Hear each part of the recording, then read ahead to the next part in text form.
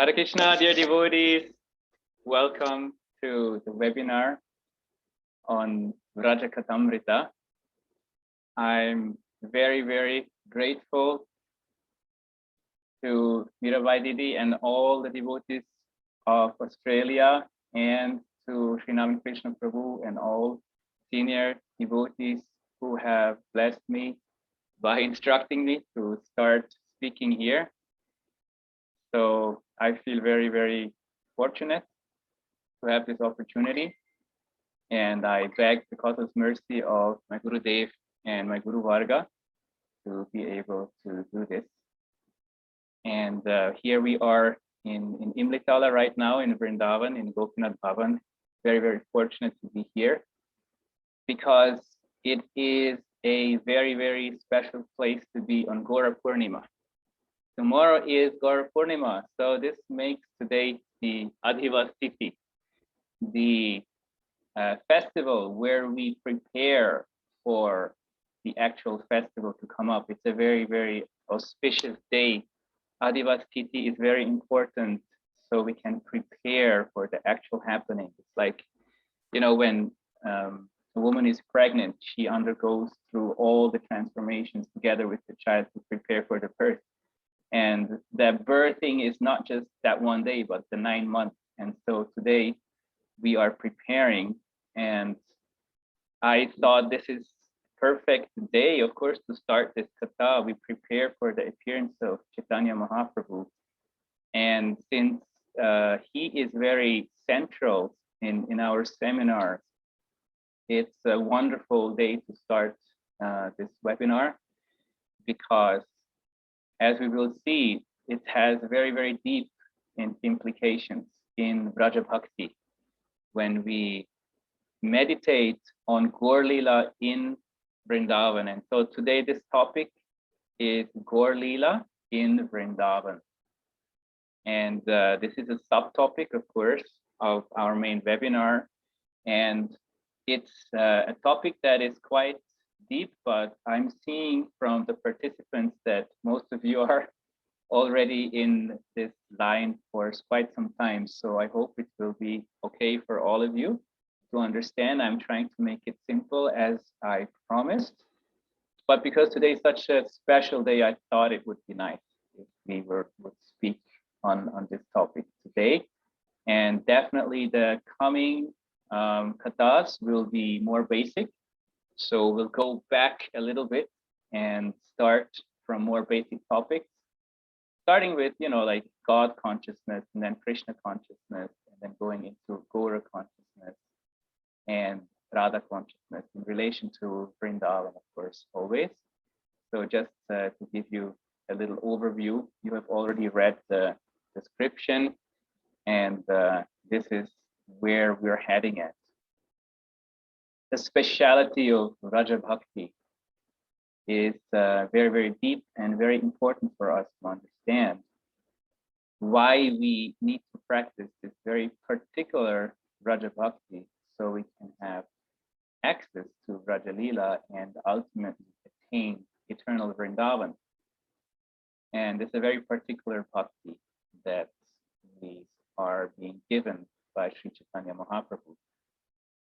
So since tomorrow is his very, very auspicious appearance day, Gaura Purnima, today we are preparing for his appearance. And he appears not only in Nadia, not only in Mayapur, but the Lord, he appears in the heart of all those who are very, very deeply attached to, especially hearing his pastimes. And he enters through the ears. Aste Shrutekshita Pato Nanu Nata Pungsam. Srimad Bhagavatam is saying that how is the Lord coming into our heart? How does he take birth in our heart? He enters through the holes of the ears. Yes, and then he takes his seat on the heart. And there, so the heart is like an asan. Ase means to seat, to be seated. So every day we sit on an asan when we do our Sandhya Vandana.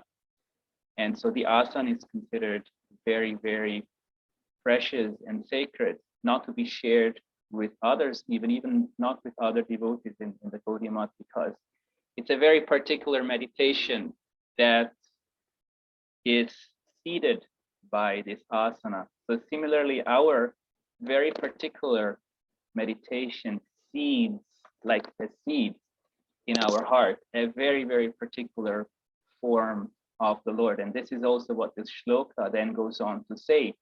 He appears in your heart exactly in that form in which you meditate upon. So it's a very reciprocal approach. And that form is very, very particular. Just like if you plant a mango seed, you cannot expect an apple tree. If you plant an apple seed, you cannot expect a mango tree. So similarly, if we meditate on Dwaraka Lila or Ayodhya Lila, we cannot expect that Shyama Sundar, will appear in our heart. Yashodanandan Krishna will appear in our heart. Our main focus needs to be on Yashodanandan Krishna, on Radha Krishna, in a very, very particular way. And according to this shloka, the Lord then takes his seat on our heart in exactly that form. So this is a reciprocation that the Lord promises to his devotees. So we're very fortunate because it's not just a mechanic approach where everything is already predetermined in terms of we have no influence whatsoever. We do have influence, and this gives us a great responsibility. We're not just robots. We are interacting in this wonderful relationship. And so Sri Chaitanya Mahaprabhu, he taught us this beautiful sadhana bhakti of Raja Bhakti. And this is one of his reasons of appearance. And so why he appears tomorrow on Gaura Purnima is very beautifully described in Chaitanya Charitamrita. I won't go too much into details because we want to hear some pastimes today also of Indrikala. And so what happened was that the Lord appeared because of external reasons and internal reasons. Yeah. So the external reasons is to preach this Raja Bhakti. And to preach Raja Bhakti is very clearly mentioned in Chaitanya Bhagavatam, that it is to preach Raganuga Bhakti. And because devotees think that some devotees think that this is too high, and they say that Raganuga Bhakti is only for later when we are more advanced, which also is true in a sense. But what we forget is that Raganuga Bhakti really is a Raja Bhakti. So what we're talking about when we talk about Raja Bhakti is Raganuga Bhakti. And very clearly, Srila Guru Maharaj also mentioned one time, Srila Bhakti Vallabh Maharaj in a class, that Mahaprabhu, he came to give this path, Raganuga Bhakti. He didn't come to give anything else because, other acharyas before have already given the path of Vaidhi Bhakti and other approaches. So that's not a speciality, he has to come and add something, he has to come and give something more. And that is Raganuga Bhakti. And not only that, of course, but he came to give Unnato Jwala Rasa, according to the famous shloka. And that, of course, is even more esoteric than Raja Bhakti. We'll go into that detail later. So the speciality of Chaitanya Mahaprabhu's gift to us is very important for us to understand, that we have a clear focus on Raja Bhakti, so that the Lord will appear in that very, very particular form that we meditate on. So this process is very, very important. Now, if people are getting a little bit confused, and that happens often these days when we talk about Raganuga Bhakti, I prefer to just talk about Vraja Bhakti, because people are not confused when you say Vraja Bhakti. They understand, oh, this is the Bhakti that leads to Vraja, that leads to Vrindavan. And so basically, Raganuga Bhakti is the Bhakti that leads to Vrindavan. And that's what Mahaprabhu came to give us. Vaidhi Bhakti, many devotees have not properly understood that. For those devotees who don't know what Vaidhi Bhakti is, by the way, it's the Bhakti that worships the Lord as the Supreme Lord in opulence. Okay, so it's Aishwaryamaya, which means it's considering the Lord with all his opulences, like Narayan in Vaikuntha is worshipped with Aishwarya Bhakti. And so Vaidhi Bhakti is focusing on very opulent forms of worshiping the Lord as the Supreme Lord in awe and reverence. And its sadhana is based mainly on the drive of the scriptures. Whereas Raganuga Bhakti, we'll go into details another time. Today I'm just giving a brief introduction of what Mahaprabhu came to give and of his reasons of appearance. So Raganuga Bhakti is following in the footsteps of the raga, or the love of the Brajavasis, in very particularly in this regard, following in the footsteps of the Brajavasis. And because it's following the footsteps of the Brajavasis and not any other devotees, it is Vraja Bhakti. So actually, it's to make it very, very simple. Raganuga Bhakti is Vraja Bhakti, and Aishwarya and Vaidhi Bhakti is the Bhakti that leads somewhere else, namely to Ayodhya, to Mathura, Dwaraka, to Vaikuntha, etc.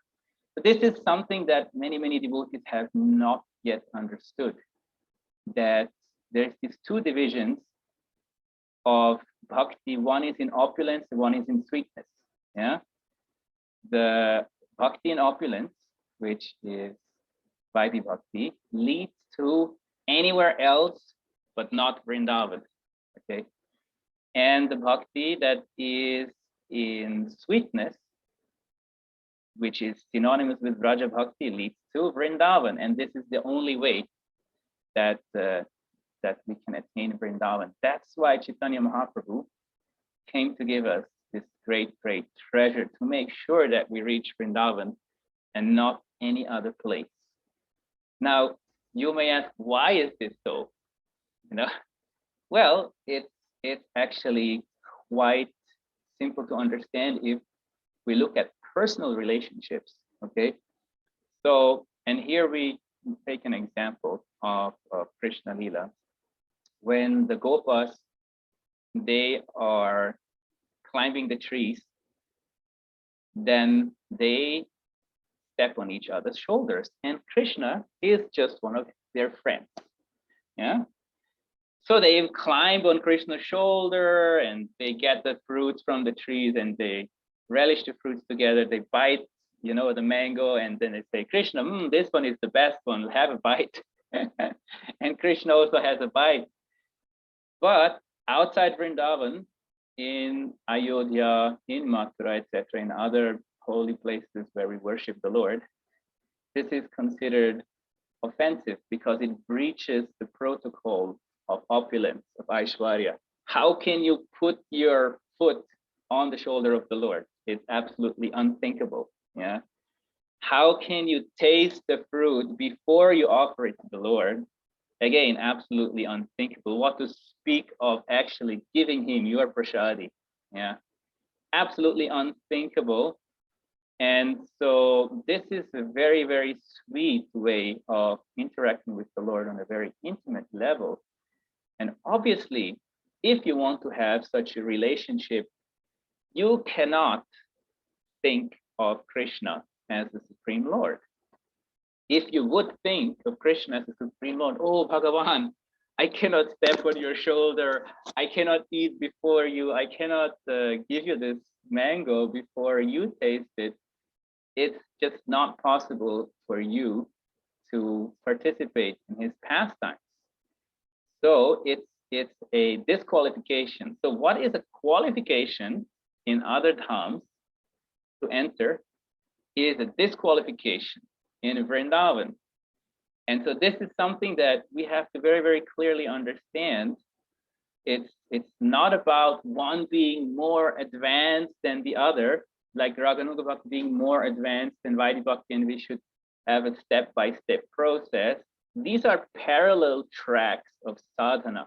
And this again is something many devotees misunderstand. They think that Vaidhi Bhakti is sadhana and Raganuga Bhakti is sadhya, or the goal of Vaidhi Bhakti, but it's not true at all. This is again a misunderstanding. Both are sadhana bhakti. This is very clearly described by Srila Rupa Goswami in his Bhakti Rasamrita Sindhu, where Raganuga Bhakti comes under sadhana bhakti. So it's Raganuga sadhana bhakti. Yeah. So when you perfect sadhana bhakti, yeah, then you yourself become a ragatmika, an eternal associate of Krishna in Vrindavan, and then you practice ragatmika bhakti. But now here comes an important point. When you perfect Vaidhi Bhakti, you go to Aishwaryamay dhams, you go to dhams of opulences, be it Ayodhya, be it Dwaraka or Mathura, whatever. But if you perfect Vaidhi Bhakti, you do not go to Vrindavan. And this is very, very clear. So there has to be a smooth transition at one point. And that transition is described by the acharyas to have only one qualification. It's not about on which level of sadhana you are, how old you are, how many rounds you chant, how many years you've been in the movement. But Srila Rupa Goswami says, Tatra lolyam api mulyam ekalam.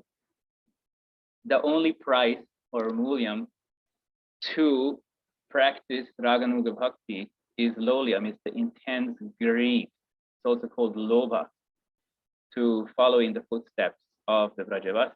And again, following the footsteps of the Vrajavasis.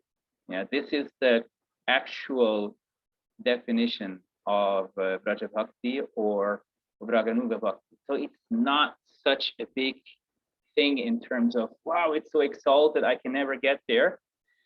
But we have to make sure that we're really, really craving for that inside. And how do we crave for it? How do we get that lolyam or that lobham?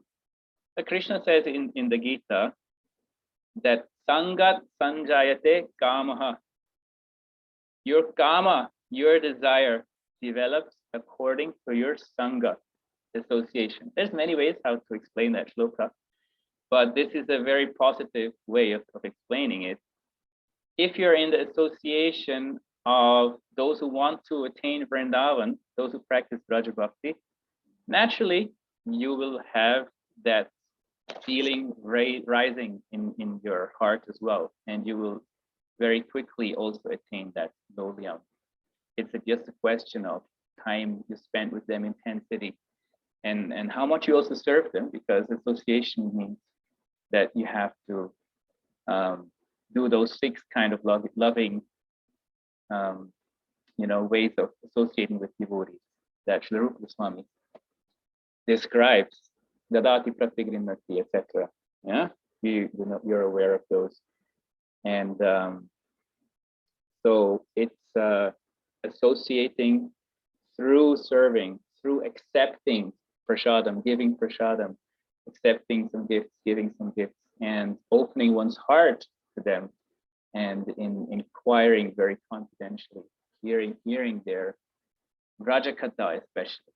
Yeah, Srila Bhaktivinoda Thakur, he also says that Vraja Bhakti awakens in a devotee, which is synonymous with Raganuga Bhakti, when he hears those pastimes of Vrindavan and he becomes inclined to a particular pastime or particular pastimes with the Lord and craves to go deeper in those pastimes, be it hearing or meditating, but he has or she has a very natural attraction to particular Vrindavan pastimes. So how are we going to get that attraction if we don't hear, if we don't want to actually plant the seed? Yeah, the seeds are lying on our desk, but we're not planting them in our hearts. We're not pouring water on them. So just like when you make a nursery, like right now, we are making a nursery in Varshana, and it's very exciting because we're planting only the native trees. We are fortunate to have friends, and we started a team of experts also on the local species. And so we are planting only the native trees. So they are now just now coming, the baby trees are coming out from the nursery. But you actually have to know which are the native trees. You have to go there, you have to pluck the seeds from the trees. You have to identify them, you have to know when to plant them, how to plant them, how much water, you know, and when to then plant them from the nursery into the soil and under which environmental circumstances. You have to know all these things. It's a very scientific approach. And we're so fortunate that our acharyas have given us all this science in their books, especially Srila Rupa Goswami, Bhakti Rasamrita Sindhu, etc. You know, very scientific approach of cultivating Raja Bhakti. And so we must take advantage of this. We must plant these seeds very, very scientifically. It's not a haphazard approach that, okay, you just throw the seed somewhere and it may come or it may not come. No, it's really scientific. And even Radha Krishna themselves, according to Prabhupada Saraswati in the Vrindavan Mahimamrita, they plant seeds of different varieties of trees in Vrindavan and they marry them to each other. Yeah, a dark tree and a light tree, and they embrace each other, and they grow like that. Of course, these are then called Yugala Vrikshas. They are trees, couples of trees that are worshipped as non-different from the divine couple, Radha Krishna. So this planting of the seed in our heart, which we are meditating on today, because tomorrow is Gaura Purnima, is very, very scientific, very specific, and very beautiful, very esoteric. Yeah, it's a very, very particular meditation that Mahaprabhu came to give us. And so what we're going to do now is we're going to hear the pastime that took place here in Imlitala, different pastimes, because they are wonderfully linked to the appearance of Sri Chaitanya Mahaprabhu. It's a lesser known pastimes to the devotee community, but nonetheless, it's very, very deep and esoteric, especially if we want to know how we should meditate on Mahaprabhu's Leela and Raja Leela. So I am just requesting all of you, dear devotees, to focus when we hear of these pastimes now. Focus on the difference. What is the speciality of these pastimes in regards to Raja Leela? What makes them so special in regards to being Raja Leela in contrast to Leelas outside of Vrindavan, you know, like Mathuresh, Dwarakadish, Ramachandra in Ayodhya, etc. Yeah, just focus a little bit on this. What makes it sweeter? Yeah, and then we will discuss afterwards. So before I start speaking on the pastimes, I will do little pranams.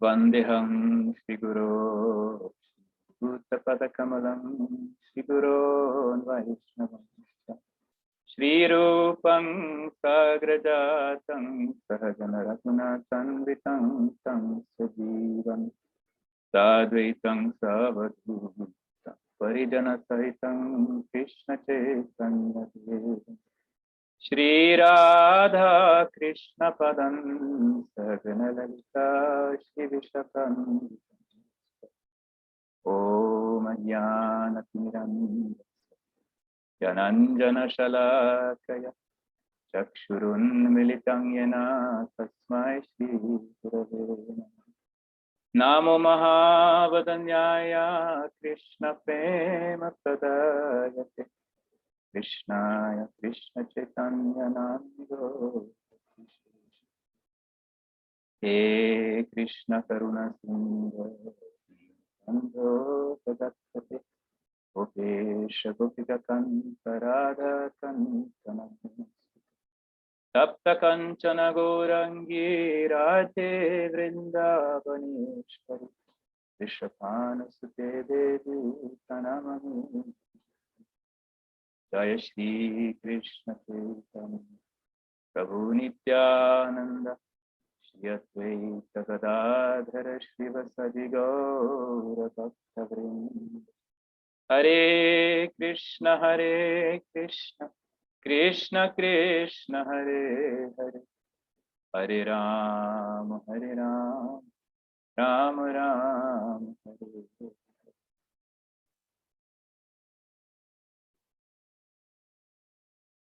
Dear devotees, so tomorrow is the Divine Appearance Day of Sri Chaitanya Mahaprabhu, and we all know that he appeared in Mayapur around 500 years ago. He also appeared before that on this very earth. And where is that? In Vrindavan. Yes. 5,000 years ago, he appeared here in Imlitala, in Vrindavan. And so we're going to hear today in brief how he appeared here.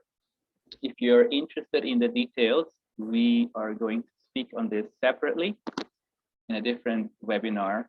And also there is going to be publication coming out soon called Imlitala Mahatmya, the wonderful Bengali book published by Srila Goswami Maharaj, who is the founder Acharya of the Math here in Imlitala. And we translated it into English. It's being edited right now. So I'm excited to announce it here. And so 5,000 years ago, this is in Dwapara Yuga, of course, in Krishna Lila, there was a rasa dance happening very near here on the banks of the Yamuna. And as we know, there are different kind of rasa dances. And in the one that's mentioned in the Srimad Bhagavatam, Krishna leads the rasa dance. But in this particular rasa dance, Radharani leads the rasa dance. And our acharyas have explained that we meditate on this particular one. Because as Gaudiyas, we prefer to see Krishna hankering for the association of Radharani than Radharani hankering for the association of Krishna. We'll talk about this more. Okay, this is just a detail I want to mention in this regard. So what happened was that during the Ras Leela, Krishna gave equal importance to Radharani than to all the other gopis. Now you may say, well, what's the big deal? You know, equality, everyone should get the same attention, but no. Radharani is Ashta Sakhi Shiromani.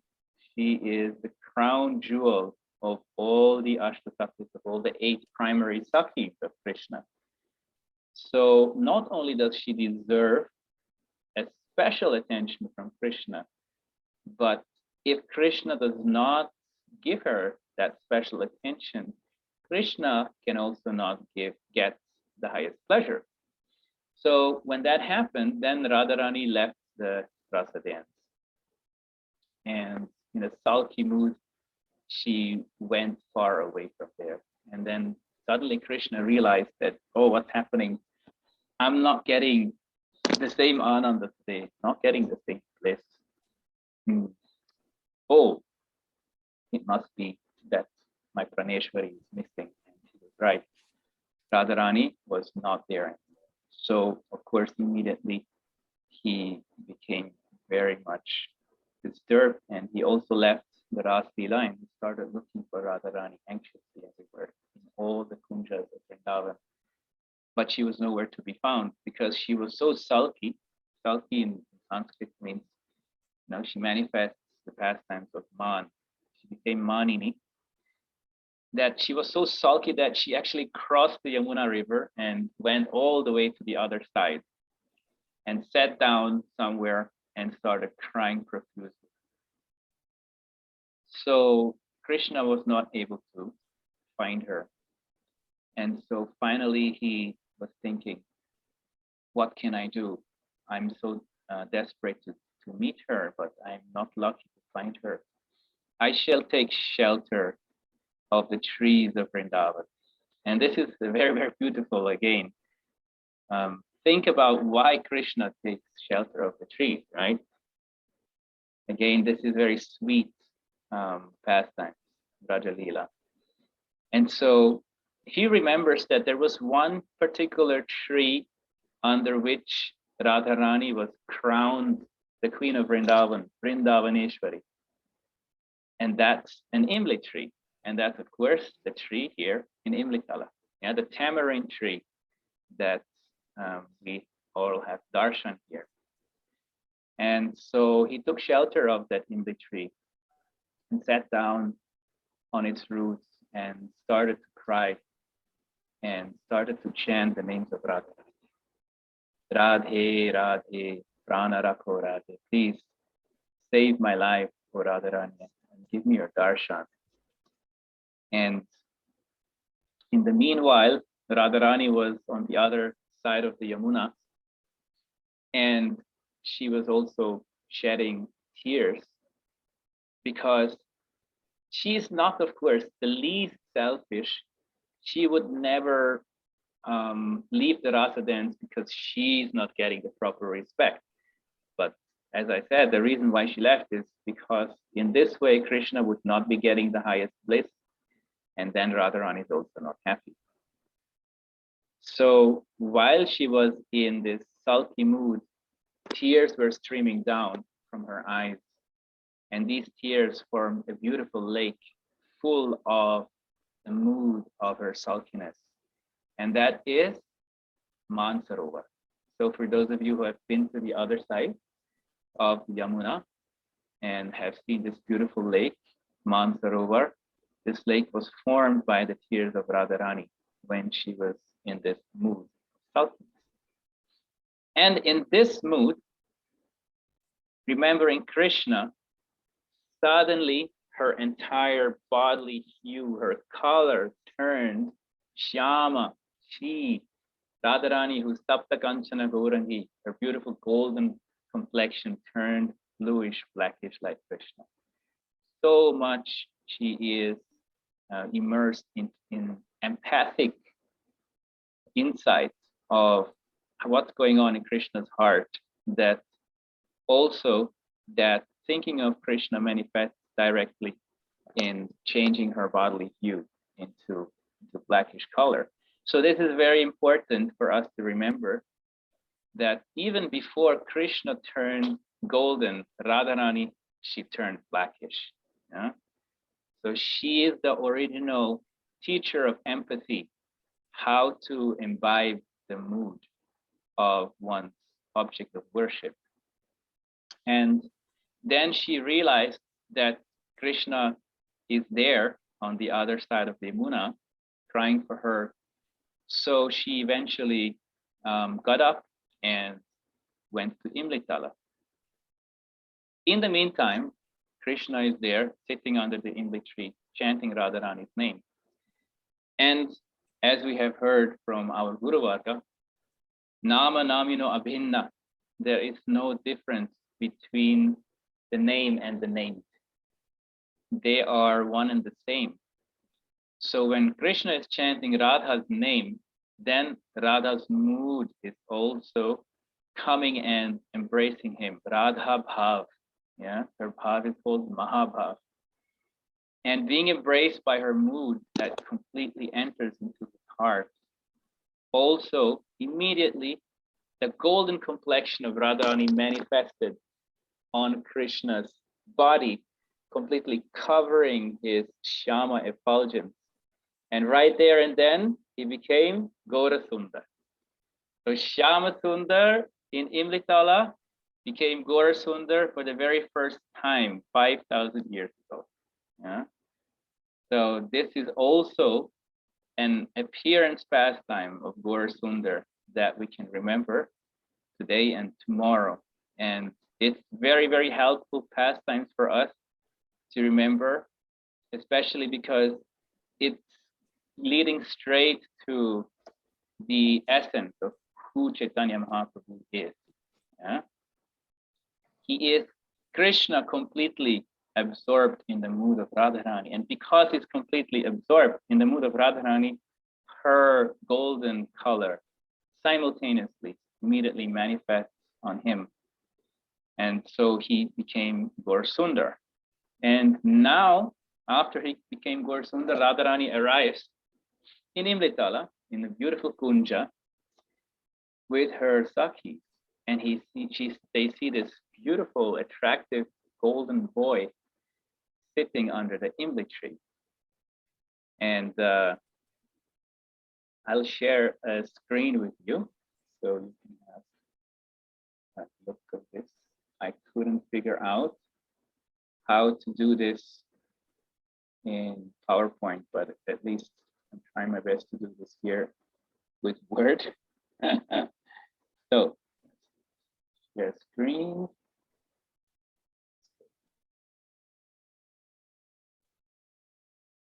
Okay, so this is the Imli tree here in Imlitala. And here you see Krishna sitting under the Imli tree, and he turned golden. So he's no more Krishna in a sense. He's still Krishna, but his complexion is Gaura. So he's Gaura Krishna, Gaura Hari.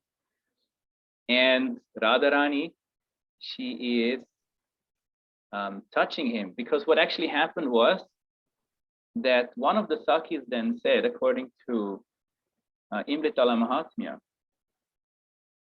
she said, oh, look, this must be no one else than Shyama Sundar, who is now meditating on your beautiful name, form, pastimes, etc. And thus he himself has turned golden. Because Radharani was thinking, why am I feeling so attracted to this golden boy? I feel only attracted to Krishna, but I feel some attraction there. And so she was a little baffled. So her Sakhi clarified that. And then Radharani was standing in front of this Gaura Krishna, but as you can see, he's so absorbed in meditating on the Radharani that he didn't even open his eyes. And as you can see, he's sitting in Padmasana, which is the asana for meditating or for samadhi. So that indicates that he is deeply absorbed in meditation or samadhi. And again, Radharani was baffled, because Krishna, usually he faints even just by hearing the tinkling of her anklets. What to speak of seeing her directly in front of him, but this time he wasn't giving her the slightest attention. And so even when she called his name, he wouldn't react. And so one of the Sakhis again said that, Radharani, you know, he is so much absorbed into your path that the only way that you can bring him again back to external consciousness is if you snatch back your Mahabhav, your Radha Bhav from him, because it's yours, it's not his. He is just borrowing it from you or stealing. Sometimes devotees say he steals also, because he's Hari. And of course, the greatest treasure he can steal is Radha Bhav. So he has done that. And so here in the picture, you see Radharani is touching Gaura Krishna here and snatching back her bhav, her Radha Bhav. And then at that time, Krishna again turns Shyama Sundar, and of course his meditation is broken and he comes back to external consciousness. And they have beautiful meeting pastime right there and then in Imlitala, and they're reunited in great bliss. And so this is a very, very, very beautiful pastime where we see how powerful this meditation of Krishna is, that he's completely absorbed in samadhi, so satisfied, of course, that his internal reasons of appearance of Chaitanya Mahaprabhu, that I started speaking on the external reasons. So the internal reasons were also tasted here, not fully fulfilled. They were fully fulfilled in Gaur Leela, which exploded then from here, from Imlitala into eternity. So these internal reasons we will discuss in detail in the future, but I'll just tell them to you for now. They are to relish the love in an empathic way of Radharani that she has for Krishna, and to taste the ecstasy also in an empathic way that Radharani feels when she is serving Krishna, relishing his Nam Rup Guna Leela. And the third reason of his internal reason of his appearance is to be fully immersed in the ananda, in the ecstasy, yeah, that Radharani has when she relishes those pastimes. One is to taste his own name, form, pastimes, etc., in the way that only Radharani can taste it. So here you see that Krishna is doing exactly that. He is now fully absorbed in the mood of Radharani, and he is relishing his own form, because the funny thing is that before he was chanting Radhe Radhe, remember? But then when he became absorbed in the mood of Radharani, guess what? He didn't chant Radhe Radhe anymore, but of course he started chanting Krishna, Krishna, yeah? Because Radharani is chanting Krishna's name, and then he was able to fully relish his own sweetness. And more than that, the bliss that Radharani gets when she relishes his sweetness. And so now we will just shortly see here. This is the Abhishek of Radharani that was performed here in Imlitala by all the Devis. And this is the very reason why Krishna took shelter of this Imli tree. So now, when Krishna realized the glories of Radharani, being fully absorbed in her mood, then a wonderful thing took place. He attained Seva Bhav, because Radharani is the greatest Sevak, of course, Krishna, the greatest devotee. So Adi Purusham, Krishna is Adi Purusham, the supreme enjoyer. Govindam Adi Purusham. How can Adi Purusham serve Radharani? You may wonder why would Krishna want to serve Radharani? But here we are in Seva Kunj, and this Kunja is the heart of Vrindavan, the defining heart of Vrindavan. If you hear any kirtan where the word Kunja is mentioned in relation to Vrindavan, it's mostly Seva Kunj. Jaya Radha Madhava Kunja Bihari. Yeah, Kunja Bihari means Seva Kunja Bihari. Yeah. Why this Seva Kunj is so important, we will again discuss in another webinar, but mainly because here Krishna gets his heart's desire fulfilled, which is to serve Radharani. Yeah. But before he is able to serve, he has to have the mood of service, Seva Bhav. So he has to have this complete transformation in his heart from being Adi Purusham, the supreme enjoyer, to becoming a Sevak. So he first attained that here in Imlitala, in this beautiful absorption, this beautiful Samadhi, Bhava Tadatmika Samadhi, in this beautiful empathic Samadhi where he was completely immersed in empathy with Radharani, and thus could relish and, in a sense, accomplish her mood of service. And so then only he's able, in this mood of service, he's able to actually enter Seva Kunj and serve Radharani there. And there he serves her lotus feet. So it's actually Radha Charana Seva Kunja. It's the kunja where Krishna serves the lotus feet of Radharani. So now you see this beautiful relationship of Gaur Leela and Krishna Leela. And this is really, really essential to understand as devotees aspiring for Vrindavan. Because here we see how Krishna's innermost desires are fulfilled in both the Leelas. In Krishna Leela and in Gaur Leela, they are really one. They are Achintya Bheda Ved, simultaneously one and different. And so this is the very, very deep beauty of Gaur Leela here in Vrindavan. And then, of course, 500 years ago, Chaitanya Mahaprabhu again came here in his form of Gaurahari, and again he was chanting under the same Imli tree. And you may wonder why he was giving so much emphasis on Imlitala, because he was here for approximately 3 months in Vrindavan, and some say 2, 3, 4, but you can say around 3 months. And the place he stayed the most, because mostly he was roaming around with Imlitala, he came every day to Imlitala to chant here for 1 entire month. He didn't do that anywhere else. Not even Radhakund, where the Radhakund is the most esoteric place, the highest place in Vrindavan, but he stayed there only for a day.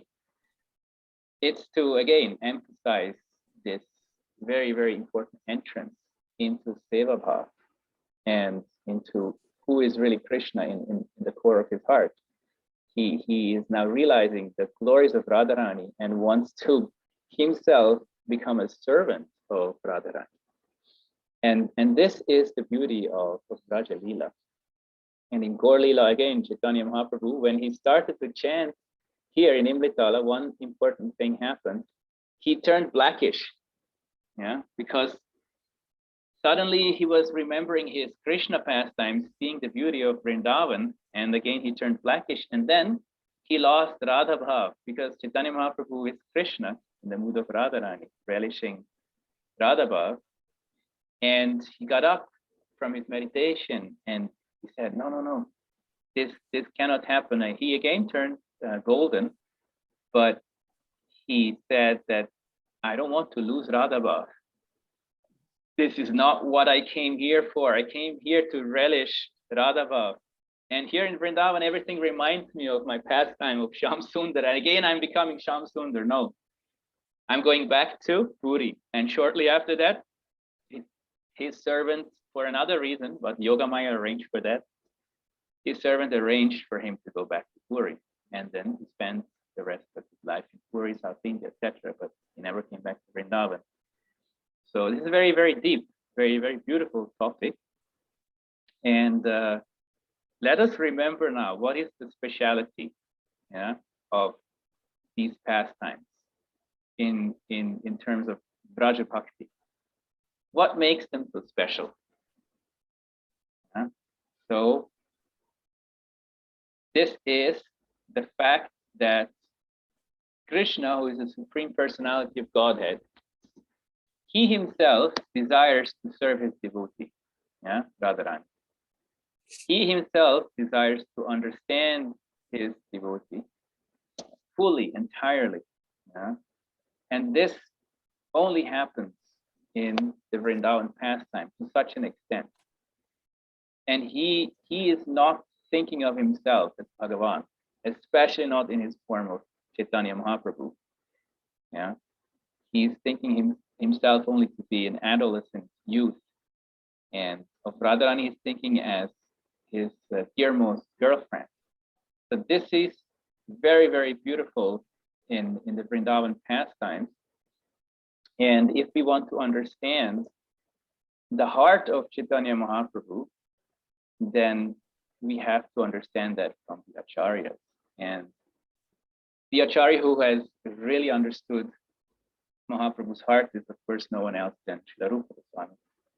Sri Chaitanya Manobhishtam Sthapitam Yena Bhutale Swayam Rupa Kadamayam Dadati Swapadantikam. He has understood the Manobhishtam of Chaitanya Mahaprabhu. And he is doing his bhajan right here in Sevakuch.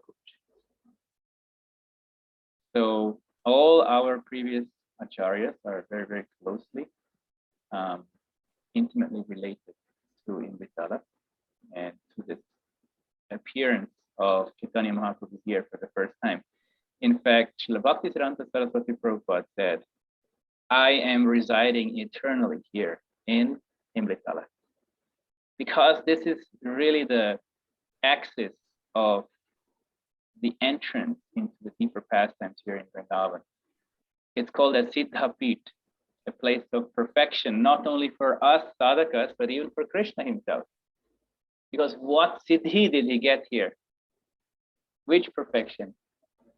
Mahabhav, yes, exactly, yes.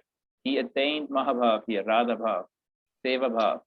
And only in this mood can Krishna be fully happy. And because we want Krishna's highest happiness, we worship him as Golden Krishna. And that has been beautifully depicted by one of our previous acharyas, Srila Bhakti Pragyan Keshav Goswami Maharaj. He decided, I will have all my Krishnas be Golden Krishnas. So wherever he installed Krishnas, they were made of white marble, just like Radharani, same color.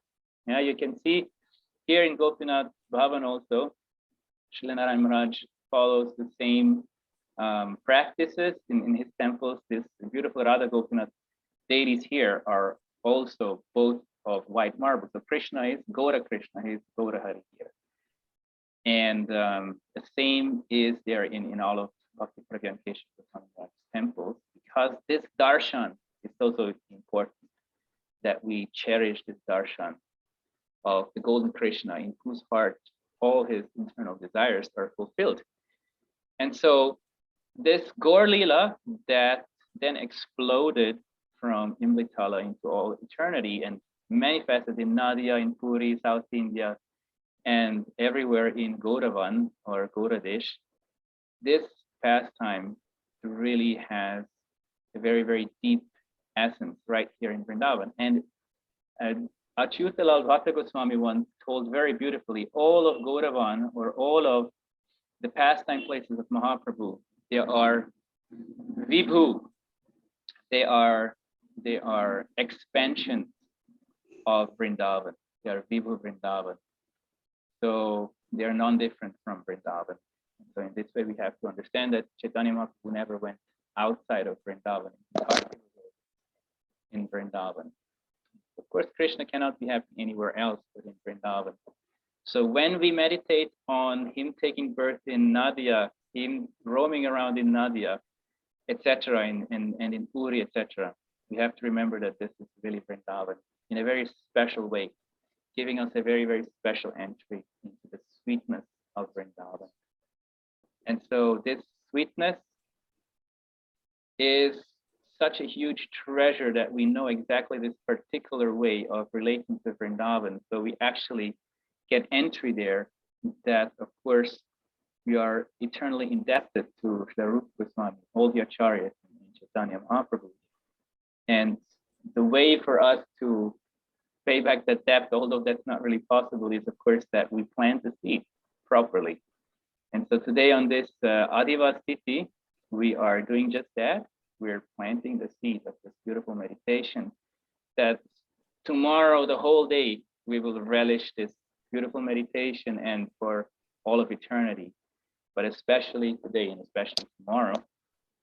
And I want to now give you the opportunity to also ask some question or comment. And so I'm opening up the forum here. You can unmute yourself if you have anything to say, question or comment. Please feel free. Hare Krishna Prabhu. Hare Krishna Didi. that was really, really nice. And I think I have heard from Gurudev and Naveen Krishna Prabhu that Gaur Sundar was appeared in Vrindavan 5,000 years before. But I think I didn't pay attention towards it. I thought I didn't understand. But today, so I'm so thankful to you that you told us. I'm really, really grateful to you. Otherwise, I would have never come to know this one. Na? Because I don't think so. I can study bhakti, rasas amrit. I cannot. It's very difficult, na. So then I would have never come to know about this one, na. So this is very nice. Yeah, it was very nice, Harikatha Prabhu. I can recollect Gurudev speaking same Radha Tattva very deeply. You always go very deep. Yeah. Very, very sweet the way you Very explained sweet, about yeah. how Krishna changed into Radha's mood and the color changed. It was really, really nice. Loved it. Thank you so much. You nailed it, Prabhu. It's a good thing to remember. So Yes. there is no class tomorrow, Prabhu.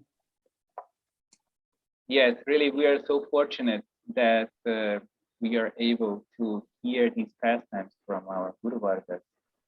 And this is a special opportunity, of course, because tomorrow is Mahaprabhu's divine appearance day. And at the same time, we're here in Imritala. So I thought, this just has to be spoken today, although it's very esoteric. I was thinking to make a more easy entry, but today I made this exception because this is the divine arrangement I feel that just came to us. Yes.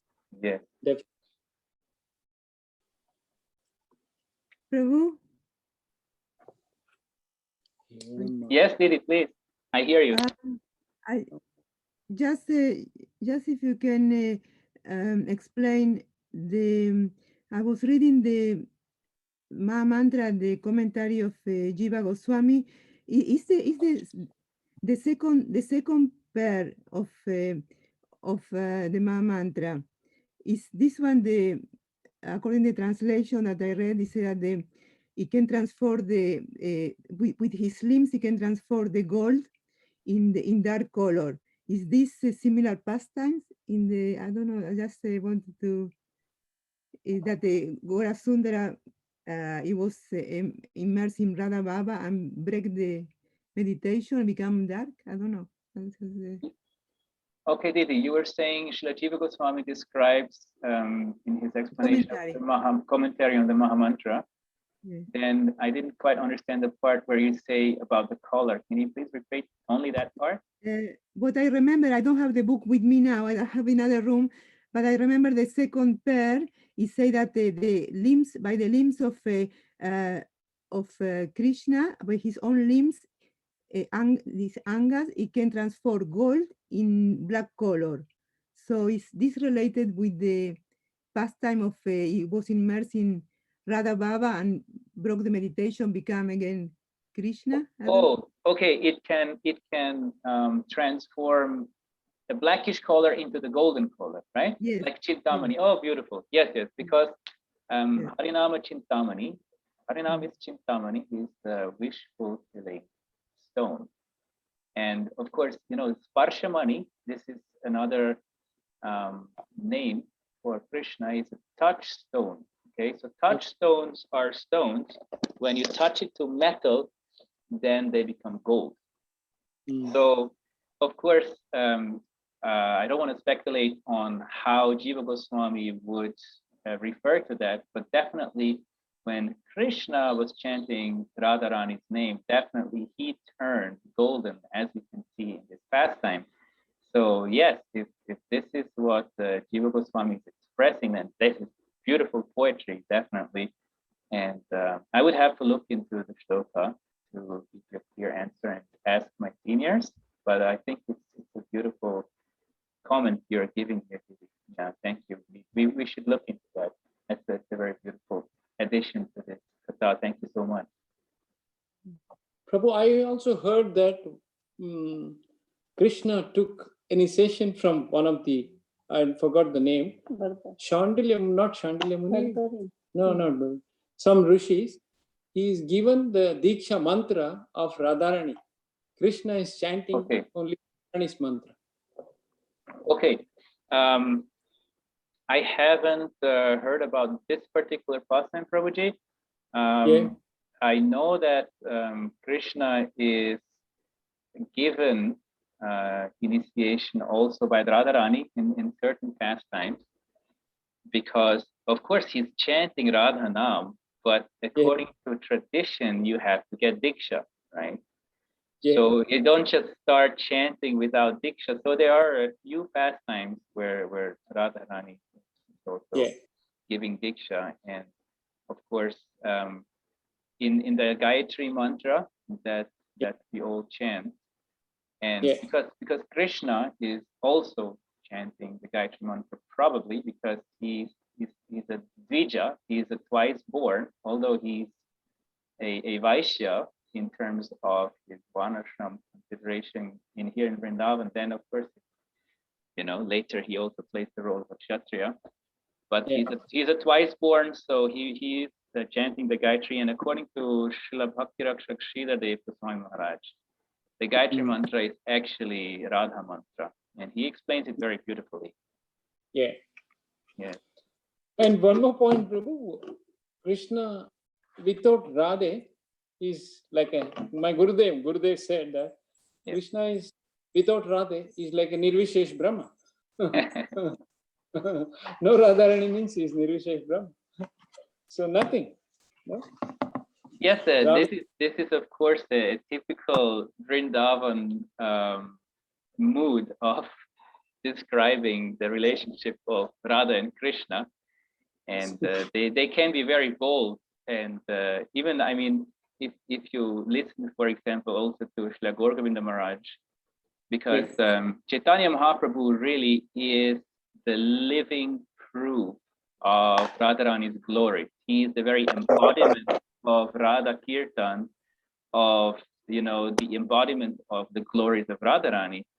So Srila Gaur Govinda Maharaj used to say, if there is a temple of Radha Krishna, but there is no Chaitanya Mahaprabhu, we will not go to that temple. Because it's incomplete, because there Radha and Krishna are the Yugal, okay, that's nice, but we want to see Krishna in the mood of Radharani, after having realized her glories, having fully surrendered himself at her lotus feet, and that is the golden Krishna, Gora Krishna. So without him, we will not go to any temple. That was his mood. Very bold statement as well. Very nice. So Prabhu, one more question, like as you told us now that without Mahaprabhu mood, we cannot go there. So nowadays, even in Vrindavan, there are so many sadhus who are claiming that they are going to give the Radha's, Radha Prem. They are distributing the Radha Prem, but they don't follow the because as I have heard from so many Vaishnavas and Baba as well, Baba, that Mahaprabhu is not the Lord of one sampradaya. He's the Bhagavan. Yes. So Mahaprabhu is not the Bhagwan of Gaudiya Sampradaya. He's a Bhagavan. He's Bhagwan. He's Bhagwan for everyone. Right. Any Sampradaya can worship Mahaprabhu. He's not like we're not discriminating that Mahaprabhu is only Gaudiya Sampradaya Bhagwan. So as like so many sadhus in Vrindavan, like they are claiming they're having the Radha bhav and they are distributing. And so what is that actually? If we cannot attain it without Mahaprabhu, so what kind of a Radha Nam they are giving? That's my question. Okay, thank you very much, Didi. Very important question. That's also your question also? Yes. Right. Okay. My friend sitting with me here is also saying that's also his question, because in Radha Vallabh Sampradaya, they're also saying we're giving this deeper entry into Raja Bhakti, but they're not giving the teachings of Chaitanya Mahaprabhu. Right. This is, of course, a very hot topic here in Vrindavan. And I have to add something personally here. I've been living in Vrindavan for many, many years now, and I really appreciate the non-sectarian mood of the Vrajavasis here. And we would all do well imbibing this mood, at least to some extent, that allows us to connect to them in a very friendly way. Because if you have a deeper understanding of what Shuddha Bhakti is, and especially of what the Braja Bhakti is, which, Shuddha Bhakti alone is not enough to reach Vrindavan. You need to be established in Raganuga Bhakti, Shuddha Bhakti. So if you actually meet those very senior advanced devotees here, you can understand that they are also getting there. They're also getting the bliss, the deeper entry, and they have darshans. So it's not just some belief. You can actually, when you meet the devotees here, then you can understand that it's happening, okay? Not just in our Sampradaya. And they are right when they say that the Lord is everyone's Lord. Now, how do we understand what our acharyas have taught us, that only through Mahaprabhu, right, we can enter? Well, only through Mahaprabhu we can enter into that particular meditation of Vrindavan that he has given and that his acharyas have given us. For example, Chaitanya Mahaprabhu, he has given us this meditation that we heard of today, where Krishna is desiring to ultimately serve Radharani. He himself is aspiring for Radhadasyam, for servitude of Radharani. Now, obviously, other Sampradayas, they will not meditate like that. They will meditate usually that Radharani is Krishna's servant. And there are other differences. Okay, for example, other Sampradayas, they meditate on Nitya Nivritta Nikunj. They call that the eternal Nikunj, where Radha and Krishna are eternally one in Sambhoga, only in union, and there is no separation whatsoever. Even Krishna doesn't go to Nanda Baba and Yashoda. They kind of exclude those pastimes from their meditation. So it's also a way of relating to the Lord, and it also has a sweetness, and the Lord gives them darshan. Krishna says in the Gita, as one approaches me, similarly I reciprocate. And so he fulfills the desires of the devotees according to their meditation. Something, same shloka in this regard, Bhagavatam is saying the same thing, that according to Dhyanam, the meditation, that form manifests. And so it's not only if you meditate on me in this way, I will meditate that form in your heart. No, Krishna doesn't say like that in the Bhagavatam. He says, in whichever way you meditate on me, I will reciprocate with you and manifest exactly that particular form. So we have to be very careful not to be sectarian, not to make a Vaishnava parade, especially here in Vrindavan, where you have the greatest devotees, the most intimate devotees of Radha Krishna, who all please them in a very, very particular mood. And simply because we think that our meditation is the best, it doesn't disvalue their service, because they're a million times more pleasing to Krishna than Dvarakavasis, than Mathuravasis, than Ayodhyavasis, because this is Braja Bhakti, okay? So they're so exalted. I'm giving you a practical example. One time Srila Guru Maharaj was here in Braj, and he has many people who know him and who are close to him. And so one time, I think it was in Ramanreti or somewhere near Gokul, he was embracing this sannyasi, but he was a Mayavadi sannyasi, okay? And they were having very friendly interactions. And then after that, one of our godbrothers asked Guru Maharaj, Guru Maharaj, he's a Mayavadi, how, can you have such an intimate relationship with him? And then he said, externally, you may say like that, but actually he's a Brajavasi. And the Brajavasis are very, very special. We have no idea how they are pleasing Krishna. Without pleasing Krishna, they cannot really be here. So Yes, Didi. Our meditation is very special, and our acharyas are right that only in this meditation we can get that particular darshan and entry into the fastness. But that doesn't disvalue other meditations, other services. So we have to be careful in this regard. But yes, it's a very, very important question that actually deserves its own entire discussion. Yeah, I hope this is somehow, yeah, answering your question. Yes, Krishna. sometime, Prabhu, we will go more deeper in this question. Yes. Maybe 1 or 2 sessions, few sessions we will do in that, and then we Yes. will maybe.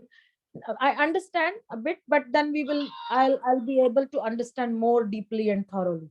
Yes, definitely. Yes, we should. It's a wonderful discussion. Yeah, Vidyapati Prabhu, Hare Krishna. I was Yes. hoping you will also give us some of your beautiful realizations. I'm just listening, relishing what you just said, and you know, one, you know, for devotees here in Melbourne, one must realize that Radha Madhav has been living in Vrindavan for so many years, and therefore he has a lot of experience and he has associated with great exalted Vaishnava. So he has a lot of experience, you know, unlike us, you know, we are back down under. So any case, you know, I'm not saying that in fact, I can declare, I even declare that there are so much I need to know, so little I know about Raja Bhakti. This is, you know, one should not, the only thing that I wanted to say, you know, I mean, to comment is the fact that just you mentioned, Radha Madhav, that we should not be sectarian on what we think about Krishna. We do not, first of all, I have to say that for the Raghunath Bhakti, the Bhakti that we are involved is so unlimited. It is so unlimited that even Mahaprabhu in Great Vaishnava says that, you know, even I have thousands of millions of tongues, it's not possible for me to express it out enough, you know. So this is what we are getting in. We are involved in this Gaudiya Math movement, if you like, but it is unlimited. Okay, when we go back to Krishna Loka, Goloka Vrindavan, there's no Gaudiya Math. Okay? Yes, exactly. So this is what it is, you know, and it's unlimited. And this is what we are getting in, you know, this is, it is, I'm trying to find a word for it. It is unlimited. It is a treasure, you know, that you know, you know, there's a saying that, you know, it's a very mundane saying that it says that your eye is bigger than your mouth or your stomach. You know, you can see a lot of things, but you cannot stomach everything. This is what it is, that you can see so much. You know, if you think that you know a little, then you realize there's so much more to know. You know, so it's unlimited. Right. So this is what we are into. You know, when I was at the beginning trying to know about the Lord, not about God, I went deep inside and studied so many scriptures. Then I realized that there's so much more. It is unlimited, completely unlimited. This is what we are getting at. So do not try to be proud or be be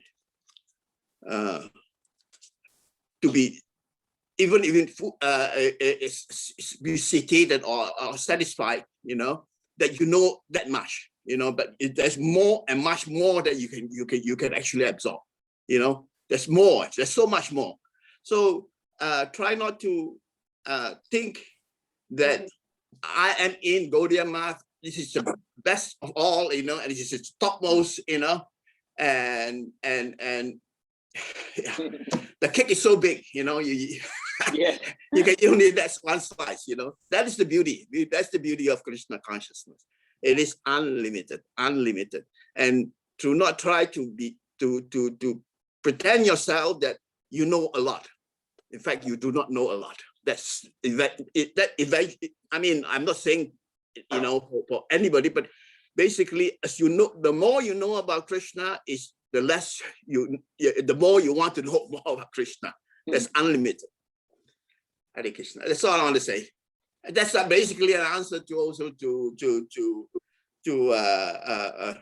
Mirabai, Didi. Hare Krishna. Thank you so much, Yes, Prabhuji. Prabhuji. Thank Yes, you, Prabhuji. very beautiful. And I remember you talking very beautifully about humility when I had the pleasure of your association in Singapore. And I still remember that katha.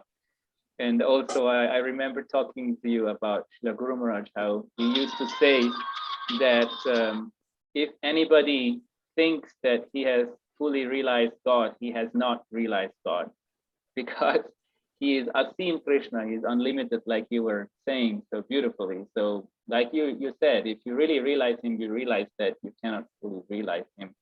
And then of course, others also have scope to have realized a part of Krishna, just like we realize only a part of Krishna. And by the way, just as we think we have the best conception, they of course also think they have the best conception. And so it's really achintya, the whole thing. And I want to relate you a story. There is a god brother of His Divine Grace A.C. Bhaktivedanta Swami. Rather, he's also his name is Kapul. I don't know where you heard of him. It's called OLE or OLB. I'm not too sure. Oh, You Olvi heard of him? Kapoor, yeah, he's a great writer. Yeah, great writer. Extremely good writer. He's like you, you know, a great writer. Once, you know, I don't have to. I don't need to glorify him, but I do need to glorify him, but it takes too much time. But the fact is that His Divine Grace A.C. Bhaktivedanta Swami is very close to him, very, very close to him. And during the years before he went to America, he was close to him. So they are quite buddies, you know, the buddy friends, you know. And he later on wrote a book, as you mentioned. And in that book, he talks about Mahaprabhu. If you got a chance, you should read that. But anyhow, I got the book right in front of me.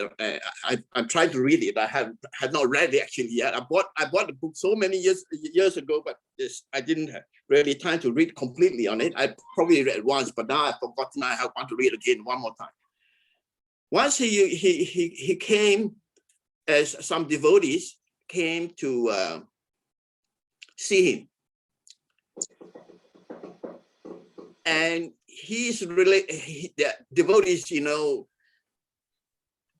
they are eager to know more and more about Krishna, obviously, you know, and they say how to go to Krishna, which way to go to Krishna, so on, so on. There's so many paths to go to Krishna, you know, which is better, which is the best, you know, which is, you know, more suitable for me, you know. So his answer is very clear, that he was in this room, like the room that you are in right now. I can see it in Vrindavan, you know. There's a doorway. I saw a doorway on that sea. There are many ways to get out of the. There are many ways of getting out of the room. One by going through the door. One by breaking the window and go through the door, or break the wall and go through it. So many ways to do so. You can discuss about it, you know, and it takes. It is. Almost unlimited, you know, ways, and you also can get confused by it. But he says that when the room is on fire, what's the best thing to do? You don't ask which path is better. You just want to get out. You know, you just want to get out of the room. Right. You know, when the fire is on. So that's well, at least this is my mentality anyhow at the present moment. I'm just sharing with you and confiding with you. Yes, When very beautiful. something is on fire, Right, right. just get out of it. You don't care which path it is, but get out of it. That's the main Yes, thing, yes. to get out of it first. And then you can discuss which part is a bit better. You can discuss that better. Right. So I want to share that with you. That's Dr. Kapoor.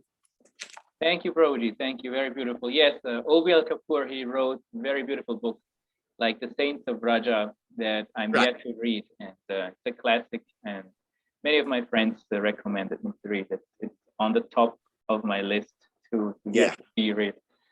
And thank you for sharing, Prabhuji. Very beautiful.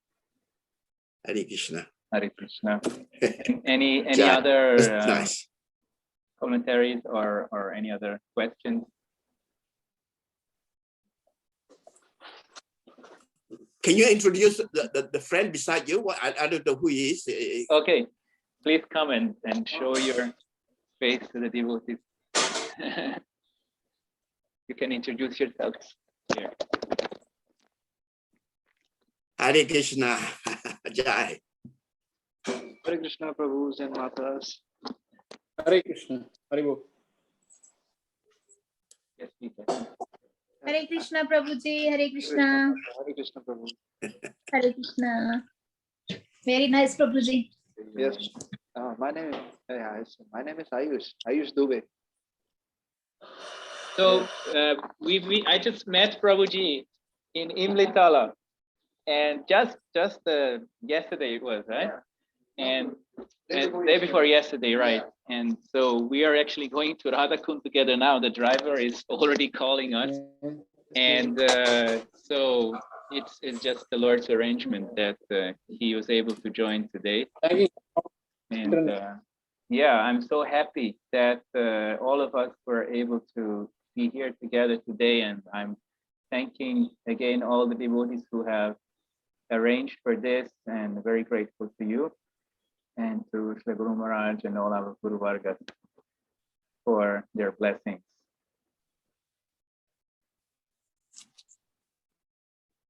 Hare Krishna. Hare Krishna, Prabhu. Prabhu, very thankful to you. You are doing such a nice Kirtan Seva. Thank you.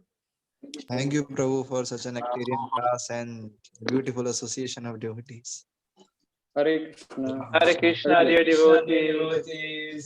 See you next time. Vanchakalpatarubhyascha kripasindhubhyascha patitanam pavanebhyo vaishnavebhyo namo namaha.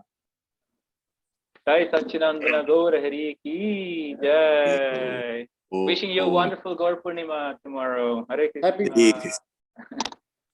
Jai. Happy Gaur Purnima, Prabhu. Tomorrow. Yes, happy Gaur Purnima. For tomorrow, everyone. Thank you.